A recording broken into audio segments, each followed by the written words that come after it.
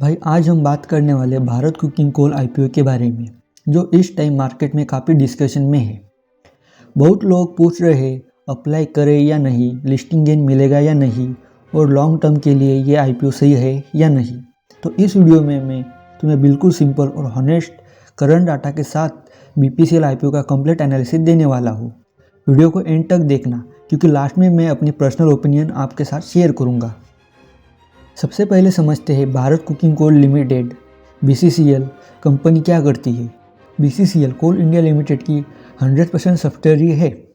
ये एक PUC company है और इंडिया की सबसे बड़ी कुकिंग कोल प्रोड्यूसर भी मानी जाती है। कुकिंग कोल का यूज़ मेनली स्टील बनाने में होता है और इंडिया का स्टील सेक्टर का ग्रोथ के साथ कुकिंग कोल की डिमांड भी स्टेबली बढ़ती है। यानी बीसीसीएल का बिजनेस डायरेक्टली इंडिया के इंफ्रास्ट्रक्चर और स्टील के ग्रोथ से जुड़ा है। आईपीओ में पैसे लगाने से पहले कंपनी के फाइनेंशियल समझना बहुत ज़रूरी है। बीसीसीएल एक स्टेबल और प्रॉफिटेबल कंपनी है। पिछले काफ़ी सालों से कंसिस्टेंट रेवेन्यू जनरेट कर रही है। बिजनेस का कैश फ्लो प्रेडिक्टेबल है, क्योंकि कोल और स्टील इंडस्ट्री क्लोजली कनेक्टेड है। डेट प्रेशर लो है और पीयूसी होने की वजह से फाइनेंशियल डिसिप्लिन मेंटेन होता है। हाँ भाई, ये समझना बहुत ही ज़रूरी है कि कोल सेक्टर साइक्लिकल है, तो प्रॉफिट हर साल सेम ही रहने का गारंटी नहीं होती। ओवरऑल कंपनी का बिजनेस मॉडल कंट्रोल्ड है। ये हाई ग्रोथ स्टोरी नहीं है, लेकिन एक सेफ और प्रेडिक्टेबल इन्वेस्टमेंट लगता है। अब बात करते हैं आईपीओ डिटेल की।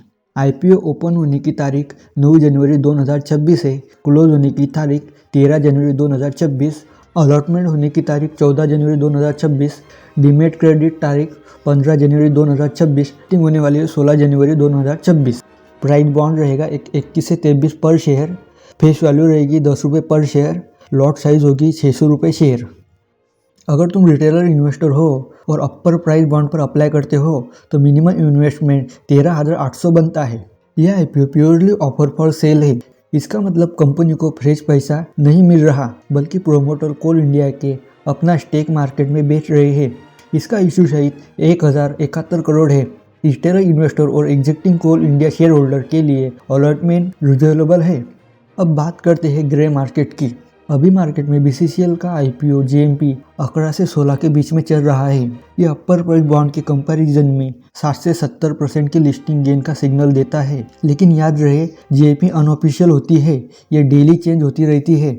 जेएमपी सिर्फ सेंटीमेंट दिखाता है, प्रॉफिट गारंटी नहीं करता। अब कंपनी के स्ट्रॉन्ग पॉइंट की बात करते हैं। इंडिया की सबसे बड़ी coal producer, estimate raw material demand long term के लिए स्टेबल रह सकती है। PUC company with Coal India का सपोर्ट, मार्केट में पॉजिटिव बज और डिमांड। अब रिस्क फैक्टर देखते हैं। Coal sector heavily regulated, government policy का इम्पैक्ट डायरेक्टली बिजनेस पर पड़ता है।